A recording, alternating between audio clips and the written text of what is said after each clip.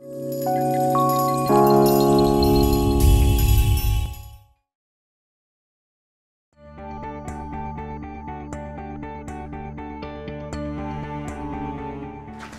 interim report describes the nature of stigma, the research methods used, major conclusions, and most importantly, the way forward. It's just the beginning of a long road ahead, but we at least now have a roadmap.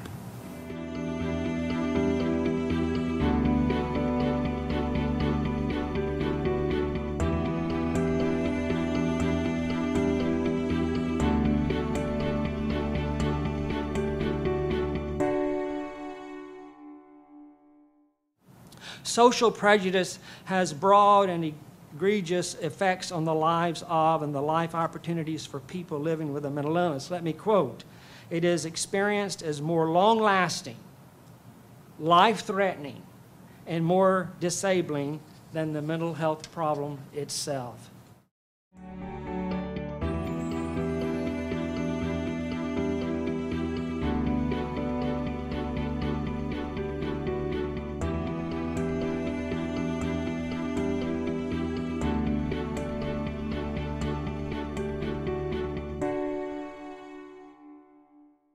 Is something called contact-based education or social contact. And what that's really about is involving people with a lived experience of mental illness as part of the education process, having them share their stories of hope and recovery with others to help actually address a lot of the misconceptions and stereotypes that are related to mental illness. And that's really key to the process. These individuals share their stories and demonstrate that hope and recovery are possible.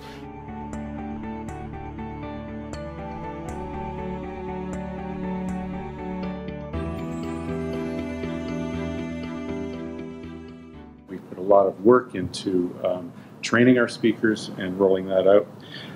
Our summits are geared to empower youth and provide them with toolkits and ideas and action guides so that they can go back to their schools and continue to raise awareness about mental health problems and stigma.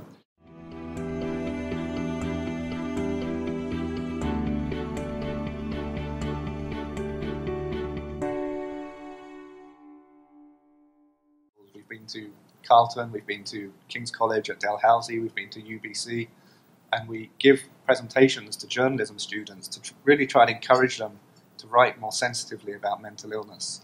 And all the indications are that this has been having a great success. What we've done is we've collected pre- and post-test data on students who have been involved in receiving contact-based education from a number of community programs.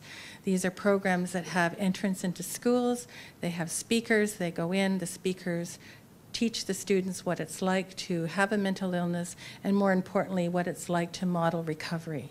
We think this is one of the best practices and a very strong way to normalize mental illnesses.